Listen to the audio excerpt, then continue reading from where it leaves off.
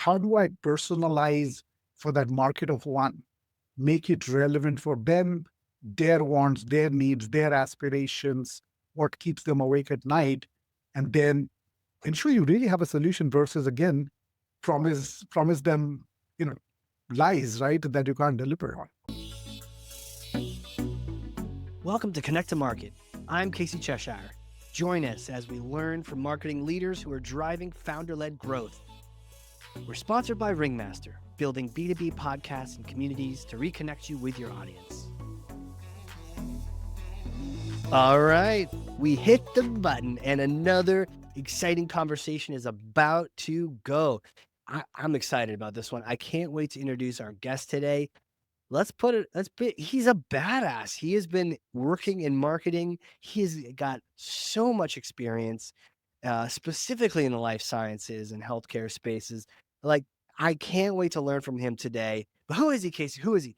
Marketing leader, thought leader, evangelist, board and company advisor, very much a GTM advisor, very transformational. He's been a 3 times, the number probably changing by the time you even listen to this episode, 3 times CMO. Really measuring the impact on enterprise companies. Actually, an internationally recognized thought leader in AI for healthcare and life sciences, Chief Marketing Officer, Lightbeam Health Solutions, Andy Day. Welcome to the show. Hi, Casey. It's such an honor and a pleasure to be here.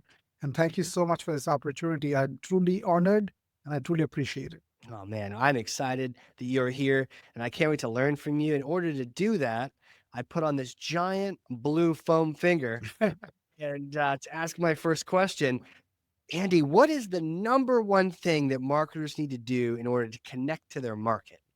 Absolutely. I think in the age of AI and everything going digital where things are so impersonal, I think just connecting with your customers, with your prospects, where they are, understanding what drives them, what are their challenges, where do they see opportunities, where are where can you provide solutions in response to those challenges that's keeping them up at night? What helps them get to that next level of promotion? What gets them additional resources, on the team? What gets them excited, gets them more time with their families on the weekday and over the weekend?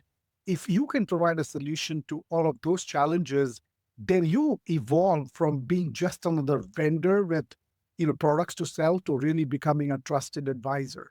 And most importantly, the last piece of the puzzle is understanding their strategic vision. Where are they going next? And can you be a partner on that journey, on that strategic vista, if you will, to get them to the promised land? Oh man, I'm so much in that. And I was writing down things left and right. I love it. It's fantastic. Want to break this thing down. You mentioned how impersonal we can get in marketing these days and in business. Where does that come from? Why have we gotten so impersonal? I think it's just the evolution of marketing and driving more and more technology. A great example is account-based marketing, right? And the onset of AI-enabled solutions. So on the other hand, from our perspective, oh my God, isn't it nice if you can personalize an email, right, that goes out to those prospects, and then extend that across, LinkedIn, probably extend that to their cell phones. But on the other hand, if I put on my hand as that prospect, it's also kind of invasive, right? It's also spamming me, right, from all different directions. I mean, I can't count the number of emails, unsolicited emails I get every day, and only a small fraction of that is relevant for what I do and my opportunities and what I seek. And 80% of that are not even relevant, which means they have not researched who I am, what my needs are, what my company does, what are we invested in. And that candidly is such a waste. And what that does is just drive up barriers, right? For me, it's like now involuntarily, I don't take any calls on my cell phone because I know, except unless it's a known number that's programmed in my phone, it is likely an invasive, unsolicited call from someone, seeking to, sell something to me. So I think that behavior, unfortunately, has gotten to a point which kind of out of control. And so I think it's the more we can step back, obviously technology, we are all in technology. So technology is not good. How do we leverage AI intelligently? So for instance, a technology we are exploring right now is about doing personalized cold call emails at scale. And that involves a lot of science. It involves this AI platform literally looking at a person's LinkedIn profile, understanding what is that person's job title, right? What is he or she responsible for? What are some of the awards that he or she has won? What are some of the thought leadership posts that they've written about? What have they responded to? What gets them excited? And then bringing all of that intelligence and insights into a very well crafted email that's not salesy, but aligns again with those needs, wants, desires, what gets them excited, I think makes for a more meaningful conversation. So I think leverage technology, but do it intelligently. Take the time to research and this took a long, long time, right? If you threw people at it. Now today with technology, you can do it. You can harness AI intelligently and drive results which are meaningful, but also is not invasive because it resonates with what that prospect or the customer is really looking for. Oh man, preach. This is some good stuff. You mentioned the even the project on the cold outreach. One of the things that kind of gets me crazy with some of that outreach, whether it's automated with AI or even someone manually put that in there, Yeah, I hate starting a relationship off with a lie, right? exactly. Exactly. And there's something about it, even if it's marketing and sales, something about like we just met and I know you're lying to me. And usually that happens when I've LinkedIn's been scraped and they're like, you know, I love what you're doing. I'm so impressed with whatever. Or in the case of the podcast, I love, your episodes and no specifics, Yeah, right? So it's kind of exactly. like, do you? And now if they heard our episode, they would, of course they would say that, but like, right.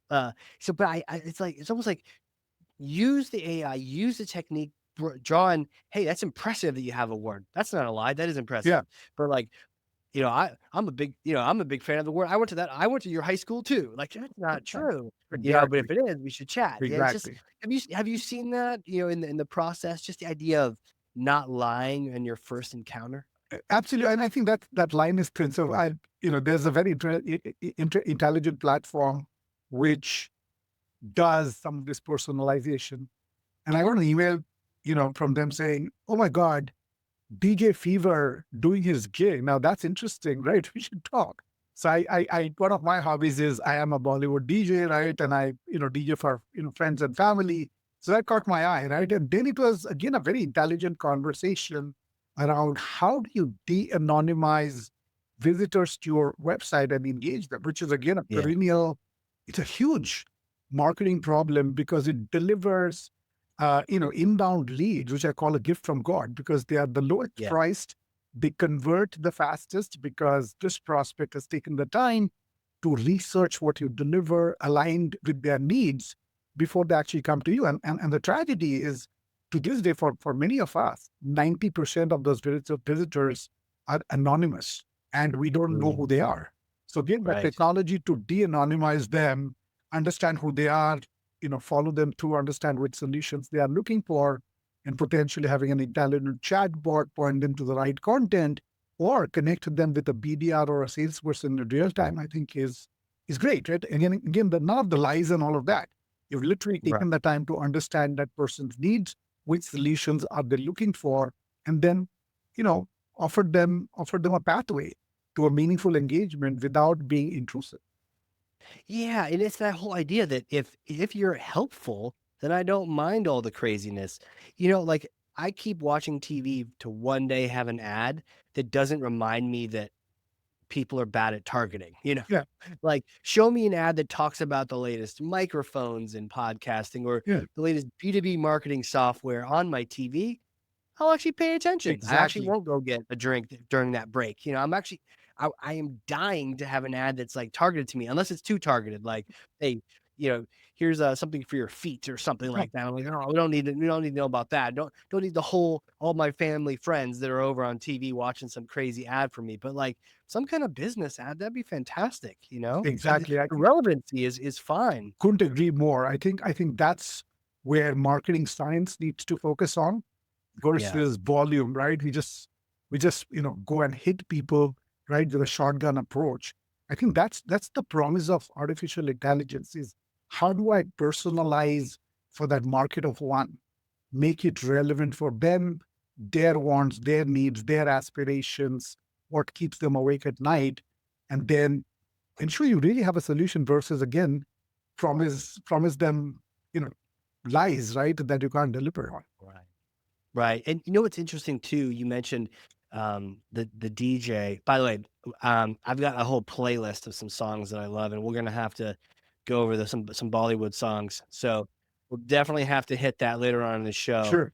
Um, and and only a few people will know what we're talking about, but if you know, you know. Yeah. Anyway, so I've got some great songs, and we'll get to those. But one of the things that was mentioned in a talk I recently heard on AI doing cold outreach was having some kind of filter after the fact to catch these messages. Now, in your case, the DJ one worked well. I've had some that work well, some that don't. But the case actually brought up a study where AI had scraped off the web, found some things, and sent an email or was going to send an email saying, "Hey, congratulations on your layoff." It still hallucinates, right? That's a prime example. Well, no, it did. They did have a layoff, but we don't need to be talking about that, you know. Exactly. And it's like, Exactly. or they just changed their CEO because he got fired, and it was like, hey, congrats on the new CEO, and it's like, well, yeah, maybe Yeah. we don't talk about that. Yeah. Um, so yeah, some kind of layer that sort of recursively looks back and says, is this the right thing to say? Exactly. And I think there are ways of training the AI, right? Hey, here Yeah, are themes, here are subjects, here are topics like layoffs, right? Or new CEO that you shouldn't refer to, right? Because those are sensitive. It can trigger the wrong emotions in the people that you're trying to meet. Don't get too personal, right? All of that. yeah, So I think the beauty is that the AI is evolving every day and it's learning faster than anything we have seen before. So I think uh, day will come when you can. I think today the technology exists where you can, take it on, do pilots, learn from again some of the faux pas it's doing, retrain it, right, or drive the nuanced learning, and then make it do what you've set out to do, aligned with your goals, KPIs, targets, and aspirations. yeah, 100%. And the idea of transitioning from just another vendor to a trusted advisor, it sounds like it starts with these questions, but if I'm sold, I want to do this. Do you have, like, how do you approach this? Do you have a methodology?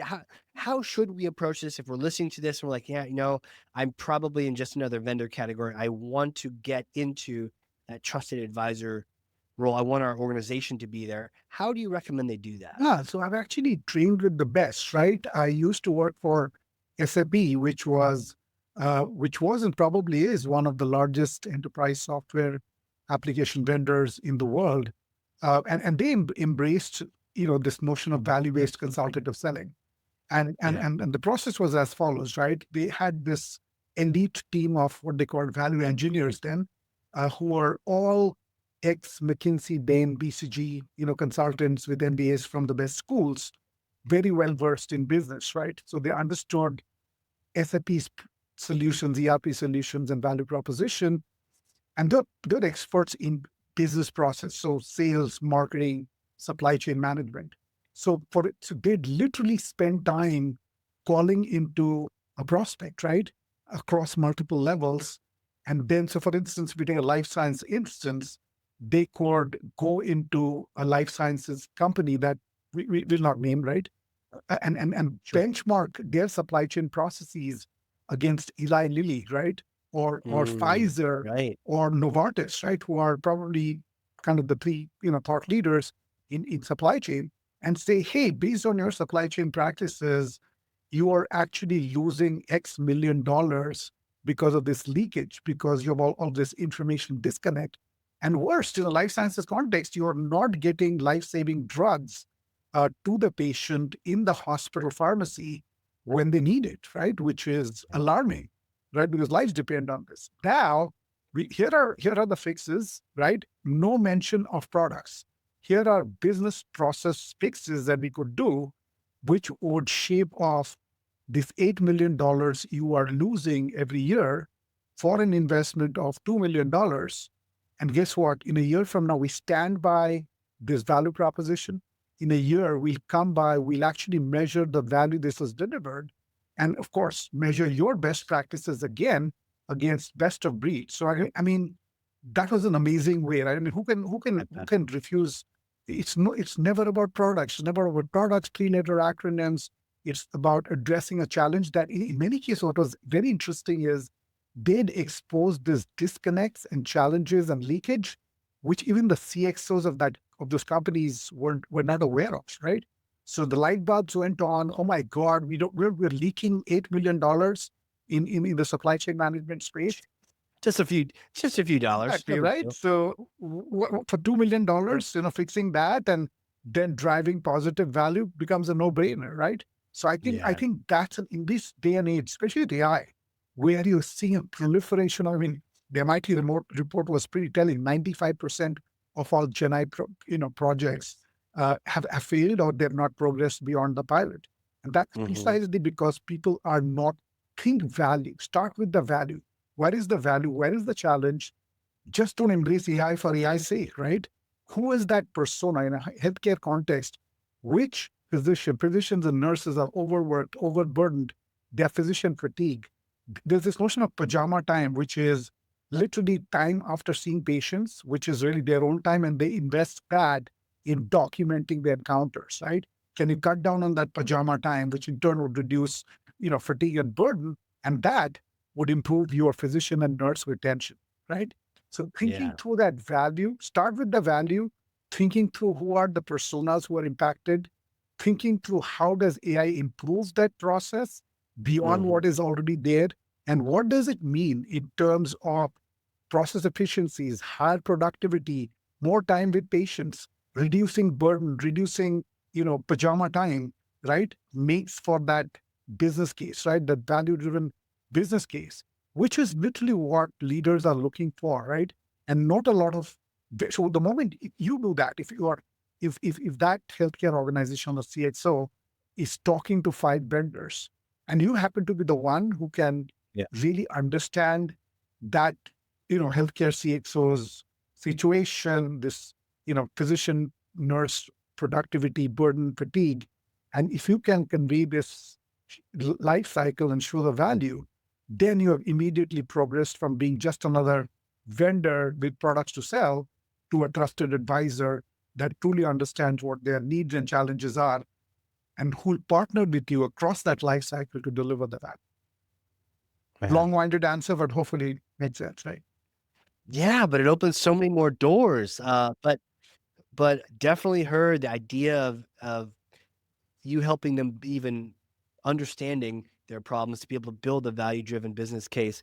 The question that came to mind for me was, how do you know this? And we were kind of joking about AI hallucinating, but I tend to feel like humans hallucinate as well when in the case of this example, the CXOs didn't know about the problem, but sometimes it's worse if they think they know the problem and Yeah. they hallucinate some other problem. So how do you figure out how do you get into their heads? Are you interviewing them? Are you kidnapping prospects?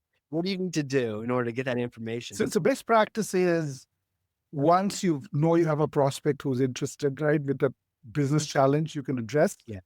seek their permission to talk to the people, right? So if you're obviously uh, talking to a buyer persona, and that conversation again, it's about the messaging that is aligned with that persona.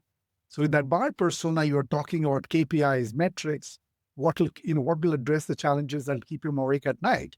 Hopefully, Yeah. get permission from him to talk to the user personas who will actually use your product, and with them, the conversation is very different, right? It's productivity. How efficiently can they get things done? How do they move from manual to automatic? How do they have more time? How do they go home a little earlier versus staying back up to 8 o'clock every night? How do they not have to work over the weekend? So if you can, if you resonate with both of those personas and really hear from them, what are the challenges? What is the job to be done? This notion of job to be done, and how well? Why is it not happening well today? And how can your solution potentially address that job to be done drives high productivity and efficiency for that user persona, drives up KPI and metrics performance for the buyer persona. That's the progression. That's when you've literally listened to both folks, you've resonated with them, you understand their challenges at those two very different levels, and you have a solution that can address it. You've just progressed from being a vendor to a trusted advisor. To a trusted advisor. Wow. How long do if you were to come into a brand new organization, how long is that transition? It definitely seems like this is not an overnight thing, Yeah. but if we start on this journey, we can make that transition to trusted advisor. What do you tend to see? Yeah, it's not easy, right? And it again depends on the maturity life cycle, right? Most medium-sized vendors, right, or company startups very much tend to be product-focused feature functionality. And it's a huge challenge crossing the chasm into no one cares about your product names, your three-letter acronyms, your features, and your functionality. It's all Right. about the problem that they're seeking to solve, right? In their terms, well-known business processes, well-known clinical processes, which is what you need to talk about. Yeah. Understand where they are, understand what their challenges are, where are the gaps, and how do you help resolve them, right? So I'd say to answer your question, just depending on the maturity of the organization, most importantly, the leadership, most leaders in organizations get it, right? That is where they bring in a transformational chief marketing officer like me. That's precisely kind of the reason that my value proposition for why they're hiring, right? And so you lay out a roadmap. You starts with again the content, bringing in the voice of the customer in everything we do. Move from feature functionality in the website to really talking about the industry problems and challenges you're resolving, and then practicing it, right? Have the in webinars, bring the customer, have them talk about the challenges and then how you help to address them versus, oh my God, we're the greatest thing since sliced bread and we have all this feature functionality, which is ho hum and about this, like, same as what every other competitor is talking. Everyone else has the same message. Yeah, So it totally. can take from 8 months to 18 months. I think that's kind of the time period based on where is that organization starting from on that maturity cycle of moving from product speak to really the voice of the customer. That makes sense. It totally makes sense. And thankfully that is as long, if not a little bit longer than the sales cycle. So if you get started now, then we can make those changes and have it affect 2026. But if you wait until Q2, you're going to be waiting even longer. So it's important to start on that journey now. I had a question. Speaking on that, the idea of planning, hot in that season right now. It's November. Yes. People are going, what? The people that say they wait till December, you are waiting too long. Yeah. So everyone I talk to, we're all thinking about planning right now. We got to submit the plans, got to talk to the leadership team. What is your take on the planning process? And do you have any hacks for us? That's amazing you asked because we are literally in the throes of doing it, right? Yes. So again, I think planning starts with the strategy. So came on board, right? So we have three prongs to our strategy, for instance, right? The first is differentiate via the positioning and messaging, which is, customer centric. Again, that reflects the voice of the customer. The second piece is drive demand, again, leveraging the voice of the customer to drive really high quality MQLs, which have a higher propensity for conversion. And again, I don't want to give out any secrets, but at a high level, Yeah, right? of course. And then the third piece is thought leadership, right? Thought leadership, healthcare is a very thought leadership driven industry. So it can be, again, elevate, go from feature functionality to looking at an outside. And that's what, again, a lot of the thought leadership I put out, right? I just wrote a piece around a 5-stage life cycle for Hmm. agentic AI and AI agents to drive business process automation Oh in wow. healthcare and life sciences. Think about it, right? People are getting into prompts and there's all this noise around Gen AI, but this is basic stuff. How is my Yeah. stuff going to automate my business, my processes, my clinical, my financial, my operational, my business processes? And is there a life cycle for doing that? In 72 hours, I'm seeing like over 7,000 impressions. There are like, 20 plus comments from across the world. So it is things like that, that again, your target ICP, your buyer personas care about, and then ensuring that you are those are turning into earned media articles, in leading, industry publications, on your blog post.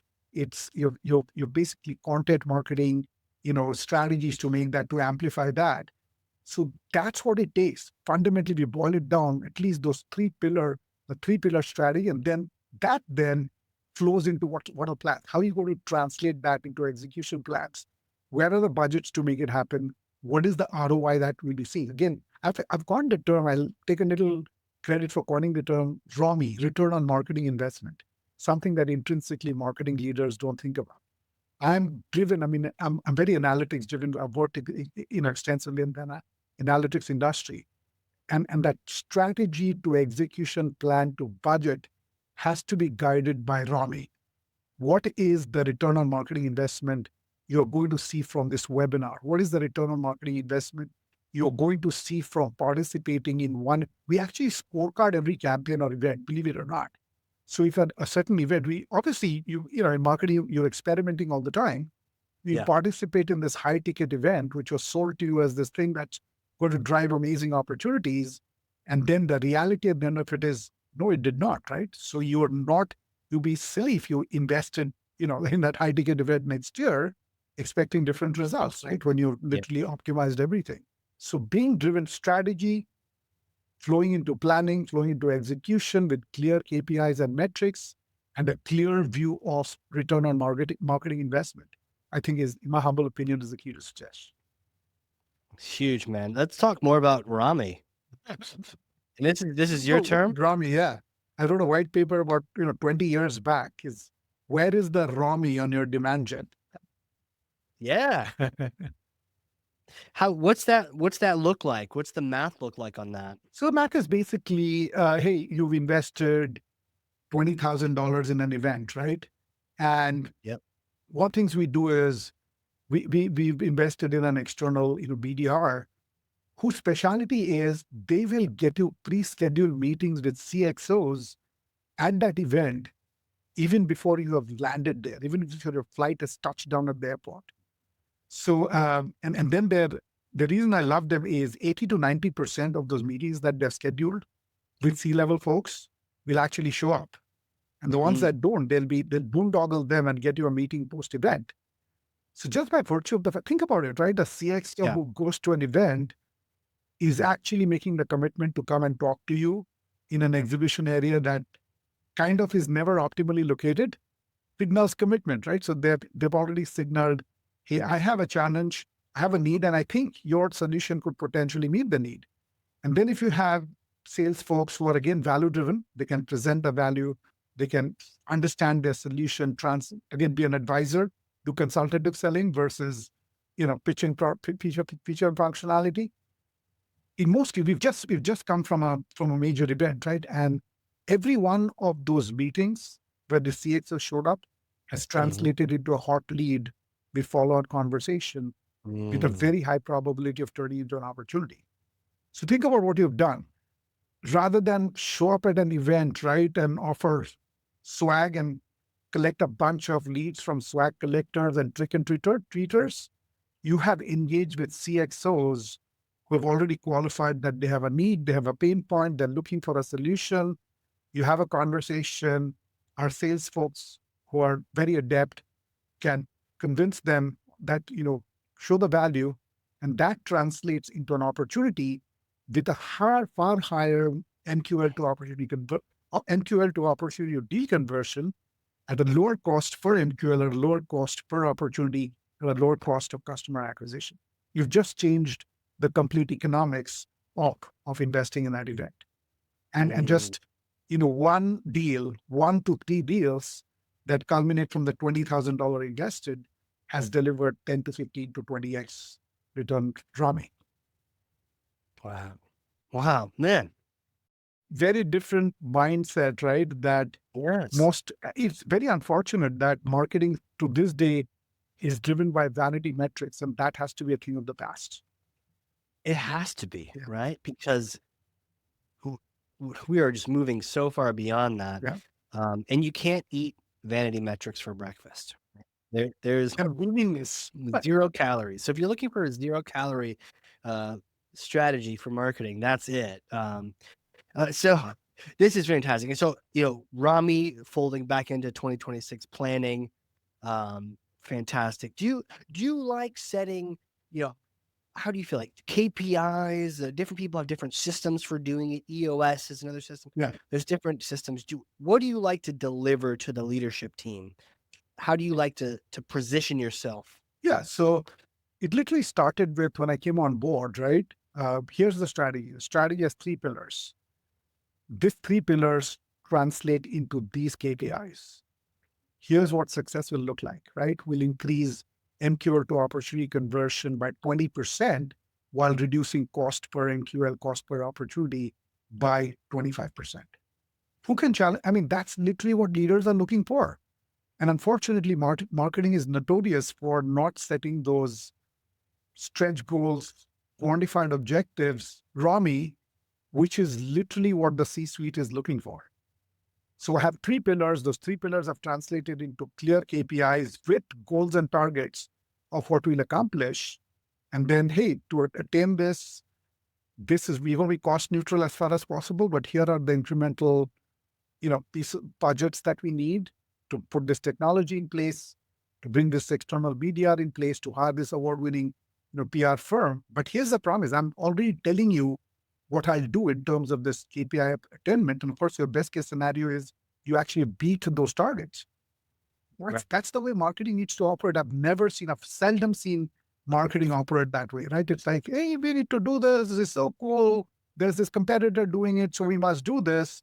But no tying it down to KPIs, metrics, targets, a clear picture of what success will look like.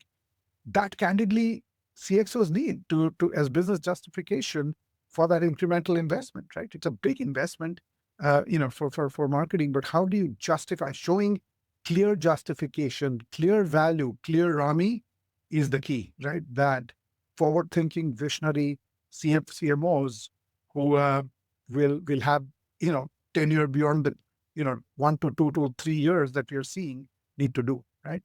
Which is becoming even more important in the age of AI. Make sense? It makes sense. Especially as we traverse. My curious question related to this then is, where do you like to learn? And we've been learning from you now. Where do you like to get your inputs from? Are you reading books? Are you podcast? What is the Yeah, thing? multiple resources. So I'm a prolific writer. I obviously write a lot. To do that, I leverage AI, right, for intelligence. I've got intelligence agents set up on specific topics which drive information into my inbox. I'm subscribed to all of the most respected healthcare technology publications, which have also published me, right? I respect them because of this, current relevant knowledge. So again, agents or newsletters, right, that deliver information into my inbox. I curate a lot of that information for my tribe, if you will, for my sales and marketing colleagues. So that again keeps me very, very recent. On other things, for instance, mysticism and things like that I'm interested in, I've actually embraced Audible, right? I just realized, I woke up and realized that for someone who was a voracious reader, which has contributed to my thought leadership, to my ability as a key opinion leader, there's no way you can sustain that without staying current, right? And candidly, no one has the time to read. I can't lug a book into an aircraft, right, and read that. But Audible has solved the problem. So at any given time, I have 30 to 50 books on my Audible, capturing them from everything from business relevant wisdom, thought leaders I admire, stuff on mysticism, etc. Because I want to grow spiritually. So it's always there in every opportunity. When I go out for a walk with my daughter every evening, or when I'm on that flight, boom, right? I've got that knowledge that I'm assimilating right in real time, which has been an amazing way to learn and keep in touch. And I think that's the challenge. You're bombarded with information. So how do you curate what is really relevant, what is really meaningful, cut through the noise, and then embrace it and make sense of it? Is a winner skill set that will separate the winners from the losers, in my humble opinion, going forward. Have you noticed your Audible, how the number of titles just sneakily gets larger and larger? Which is better than the 1,000 books I have on my bookshelf would likely not touch. Because with Audible, I see myself progressing. A book gets done, probably like 5 walks in the evening. and it'll automatically trigger, okay, which of these next books am I going to read? So I'm actually progressing, I'm actually learning, I'm actually assimilating, right? Versus just buying this book on the fly, right? You impulse buy and it gets on the bookshelf and you never have time to go through it. So I think it's changed. It's true for me, may not be true for others, but I think it's true for many of us, right? From book collector, now I'm actually getting to a wisdom assimilator. So it's a big shift. Yeah. Wisdom assimilator. Should we call you that? You should add that to your headline on LinkedIn. Perpetual learner, wisdom assimilator. I think those speak me really well. Perpetual learner, wisdom assimilator. Man, if you haven't already, after this podcast, you should go get that domain, wisdom assimilator. Who also happens to be a Bollywood DJ and a travel blogger. Yeah. What, do you have a DJ name? Yeah, DJ Fever. I gotta brand everything, right? I'm a marketer. Everything's got to be branded. That's clear. I love that. I love that. All right. Well, I mean, that kind of gets into my next question, which is just like, who are you? Who are you? How do you know these things? And you're a DJ and you assimilate Yeah. wisdom and you get all these things. Can you take me back in time to like little you days? You know, what was it like growing up you? And yeah, take us back. Yeah. Take us back in time. Little Andy days. That's a long.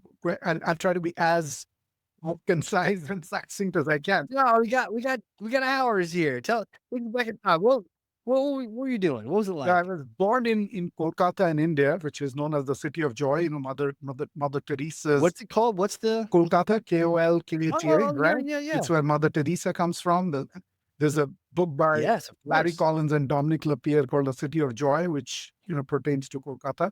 But at the age of almost 3, I moved to Mumbai, which is like the New York of India, right? Do you remember anything from Kolkata? Or 3? I mean, you probably. No, I've gone there several times. So it's the most cultured city of India. Is it really? The one that has spawned the most Nobel Prizes, right? So science, it's spawned the best known musicians, the Nobel laureate was India's national poet, who incidentally has written the national anthems of both India and Bangladesh. The only Nobel laureate in the world who's written the national anthems of 2 countries. So so it's a very rich cultural milieu that I've grown up in, right? Which has stayed with me, which has, I think, shaped me into who I am, right? And I think an incredible curiosity, childlike curiosity. I was the only child of my parents, didn't have a whole lot of friends, right? What we did, though, is they surrounded me with books. They surrounded me with books and knowledge. My dad, saw him turn entrepreneur. He'd go travel extensively to Europe, and he'd send me picture postcards from every city. The last thing he did at the airport was mail me a picture postcard and then have all those points and send it to me. And he encouraged me. I had this whole collection of Tintin. I don't know if people know Tintin. Tintin was this sleuth, right? He was a detective from Belgium, right? Oh, he's from Belgium? I guess I never knew where he's from. He was created by this amazing Belgian journalist whose pseudonym whose pen name was Hergé. Hergé, but you're right, Belgian comic artist. Yeah. He's amazing. So I was reading Tintin as a kid in Bombay and reading about his travels across, about the Incas in Peru and the American Indians in the US and about the Yeti in Nepal.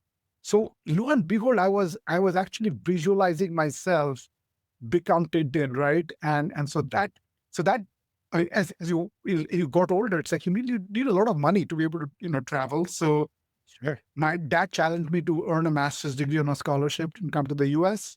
I went and earned 3 from 3 different countries. I went to. He was very, very proud of me, which he confided, unfortunately, on his deathbet that he's extremely proud of me. So I went to school in the US, Israel, and Canada, have management credentials from Harvard, MIT, and Kellogg. So, it's again that perpetual learner. And then the realization, I've also had some significant tragedies hit me. I lost my mother at the untimely age of 58, which sparked my interest and my move into healthcare and life sciences. It's like my paycheck every 2 weeks has to have more meaning than just, augmenting my bank balance, right? How am I contributing to humanity? The Japanese have a beautiful term for this called Ikigai, right? Yes. Ikigai is 2 words, actually. Iki is your life and Gai is how is it work? How is it valuable, right? So it's literally this magic of discovering what are you passionate about? What are you good at? How does it help society and also makes you a living, right? So if you've discovered that, that's really the notion of, the French call it raison d'être, your reason to be, right? It's again in the West, it's finding your true north, your higher purpose. So all of that. So I had to go through that process because my wife and daughter got extremely sick, right? Oh, From multiple right. sclerosis, and my only child and daughter got impacted by chickenpox vaccine. So at that point, I have to humbly confess, I have to contemplate taking my life because I didn't know how to deal with it. And so then finding my guru in India and finding energy, right? The energy of the universe, completely resurrecting myself spiritually, finding my Ikigai. I had to find, the only way I could live with that kind of adversity is live for a purpose that was far bigger than. And so discovering my Ikigai, technology, how can technology help patients like us? It's all, every one of us is a patient from birth to death. So how do you use technology? How do you use the power of AI? How do you use the power of analytics to connect the dots to ensure that little kids with chronic conditions to adults to seniors can be well taken care of and lead meaningful lives? So that's my Ikigai, right? That's what I'm living. And Yeah. that's why I'm here today. So with that passion again is, how do I share my forward looking? I like to think the good Lord has empowered me with the ability to look at what everyone else has looked at and see, Yes. connect the dots and see what very few have seen. And that literally culminates in my thought leadership, my blog post, my byline articles, which I'm delighted to share with the world. And in the process, I enrich myself. A long-winded answer, but I hope we did. What an amazing story. But and not it's not all the flower gardens from Calcutta. It is there's some battle in there and Exactly. some really tough moments. Exactly. And as part of the story, again, as finding higher purpose, it's also joy. I mean, I'm a full-time, I'm the sole breadwinner of the family. I'm a full-time caregiver to my wife Yeah. who's on a motorized wheelchair, my daughter who Mhm. doesn't speak. But how do I find joy despite that, right? So perpetual learning does that for me, unraveling the biggest mysteries of life, right? Uh, Finding your own latent divinity. Photography, right, which I love, traveling around the world with my wife in a wheelchair. I've taken her to the, peak of the Alps in Switzerland, right? And we go all over the world. It's a challenge, it's an adventure, but it's something, again, I've chosen to embrace. So all of that, DJing when I have an opportunity and sharing my collection of 8,000 plus songs from all over the world that I've curated, right, from the time I was a child with my family and friends. So all of that, right? It's I think this Yeah. is altruism, right? It's giving back, and in the process, this unspeakable joy and happiness and gratification feel, I think elevates your consciousness from, hey, adversity and I'm going to be a caregiver to, I've this is purposeful, right? I'm helping people at work. I'm earning a paycheck, helping people, right? Patients with chronic diseases lead a better life. I'm helping Yeah. society. I'm a food blogger. I run a community on Facebook, reviewing the best restaurants in Dallas and sharing that with them. I'm a travel blogger. People literally go to destinations I recommend.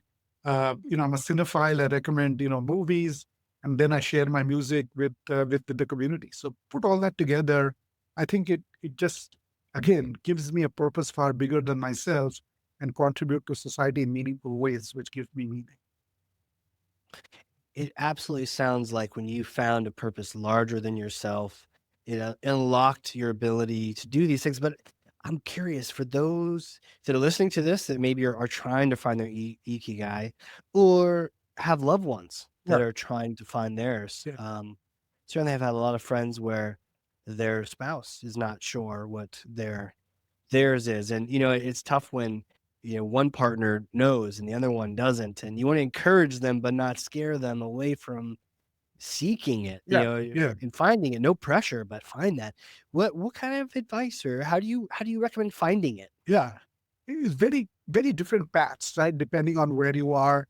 I think the most basic path is I've written a nice post published by Forbes Council on in the when the Great Resignation was happening, right? Because people Yeah, were pursuing stuff they were not really passionate about, and it just dawned on them. So how do you find your ikigai? So I'm happy to share that article. So I think there's so much please, that'd be great. knowledge on ikigai, right?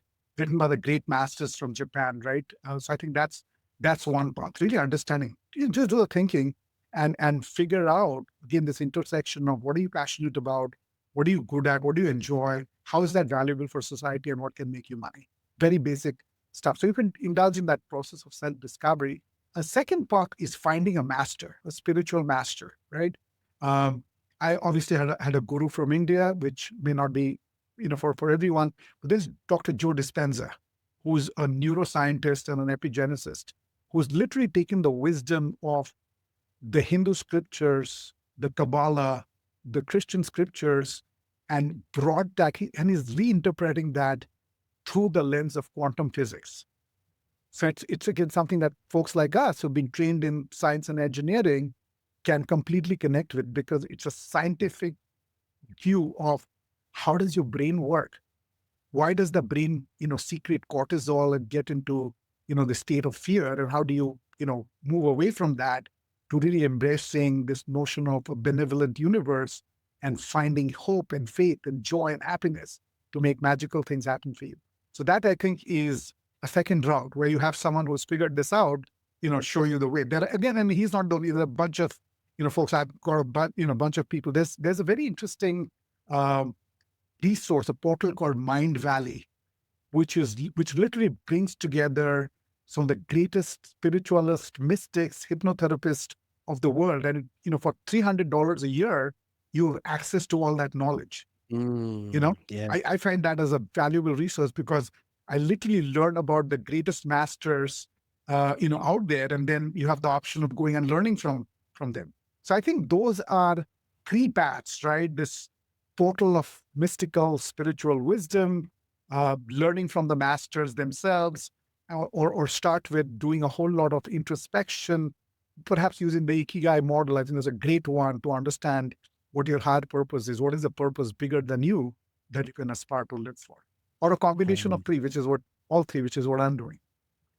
yeah, Right? yeah, like the intertwined Yeah, laces of the yeah, Ikigai. yeah. I saw a good picture of that the other day, and it was just all the different facets of what the world will pay, what your joy is, what your strengths are, and all these things coming together to Exactly. form that. Because in this day and age, where again with AI looming large on the horizon and threatening livelihoods, etc., you cannot afford to be in a situation where you are doing something that is not meaningful to you, that is not aligned with your higher purpose. You're going to Yeah. burn out. You just suddenly find yourself, you're encountering mental health issues. You are, getting addicted to substances that you shouldn't be messing up. It just starts that vicious cycle. So rather than that vicious cycle, initiate the virtuous cycle of self-discovery, introspection, work with, sources of knowledge like Mind Valley, embrace masters like, Dr. Joe Dispenza, and bring it all together for you, your unique mystical spiritual journey of finding your higher purpose, enlightenment, wisdom, etc. I think we can all figure it. We're all empowered to do it, ourselves. Make sense? It does, it's powerful. In it's always makes sense in theory, and then it comes down to actually practicing it, right? Yeah, Like, I've got this, new, violin, right? I took a violin lesson, on Saturday, that's awesome. and, understand in theory now where my fingers need to go Yeah, we're yeah, and, which, string I should be hitting with a bow, but, it'll take the practice to really, understand the notes, and then eventually not even need to think about the notes, right? exactly. So Talking about they'll violin come. again, I mean, I'm a huge fan of Yehudi Menuhin. Oh, yeah? I think I just, I on my in my that eventful year in Israel, discovered that the greatest violinists in the world all interestingly happen to be Jewish. Interesting. And playing the violin, given that they've been displaced more than any other people in the world, was their way of dealing with that angst and that anxiety and all the vulnerabilities, which literally alle- alleviated and elevated them to a whole new level of consciousness, which is pretty amazing. So I admire you for learning to play the violin. Well, thank you. Check in with me, in a quarter or so and see if I'm sticking with it, but I hope to do that. It kind of inspired me. I wanna play in an Irish pub sometime, Yeah, get a little reel going on, so that'd be fun. Hey, Well, my next question for you is a bit of a hypothetical question, if you're ready for Sure. this. Yeah, yeah, absolutely. Okay.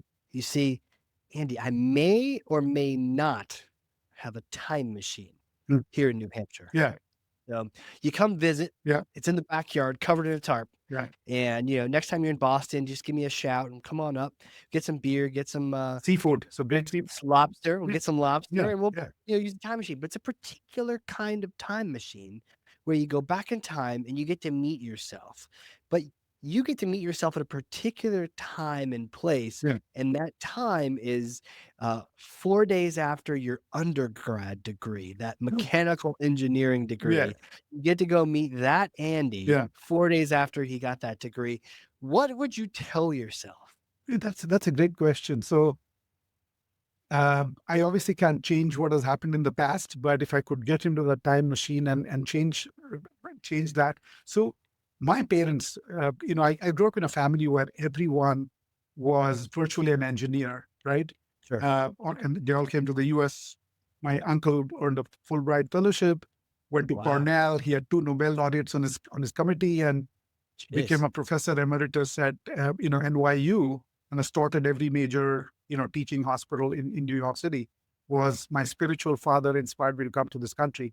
But I think if I could do it all over again, I'd probably have become a doctor or pursued biomedical engineering instead of mechanical engineering, right? Because I obviously hadn't thought through life and my higher purpose then.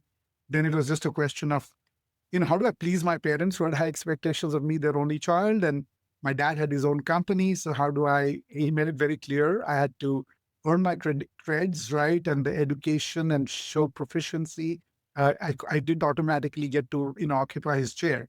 So very different, framework, but knowing what I do today, I'd have gotten a, bachelor's in biomedical engineering, still done my MBA, and I'd be designing medical devices that saves lives for companies like Medtronic and Johnson and Johnson. Happily, I'm pretty close to doing that right in my current role, but that's what I'd have probably done differently. Wow. Now, you think that Andy would listen to you? Yeah, that Andy was clueless. Was pretty much sure.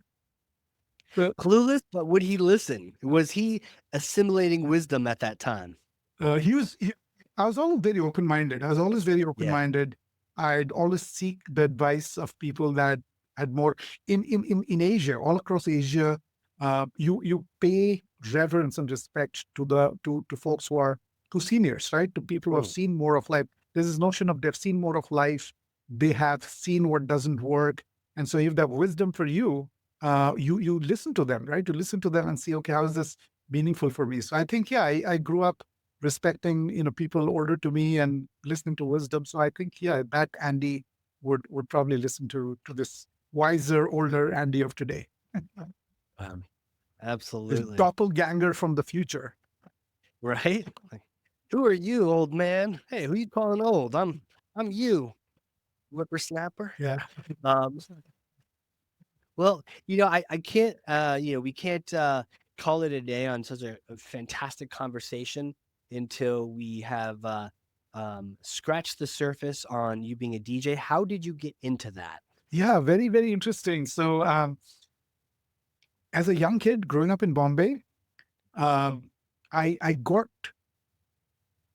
as I said, my parents surrounded me with, books and knowledge. So I Yeah. was listening to I was listening to Mozart and Beethoven growing up in Bombay, right? I was listening to new age music. I was listening to ABBA and Boney M. ABBA was my first introduction to Western pop music. And of course, Bollywood produces the largest number of films, and music is very intrinsic to films in India. So I had all this very eclectic sphere of musical influences, and I'd collect them, right? So I literally stood, it was a ritual. I stood first in my class, which was a condition my parents imposed on me. And my reward is I could go and buy two CDs, I could buy two Tintin, comics, and I would get treated to any restaurant of my choice in Bombay. My dad, right? So that was how he challenged me to again develop beyond my academics, right? So I Oh built man. so I became very discerning about the music I listened to, especially when we were driving in the car. So I'd literally create I didn't know it was called a playlist then, right? I'd create a playlist of specific songs that I wanted to hear. Or I'd go to the nearest music store. We are regular customers, we bought all the music, and they'd indulge me, this little kid, I wore, shorts, and they'd literally burn all that music in cassette tapes, right? And that is the music I played in my car.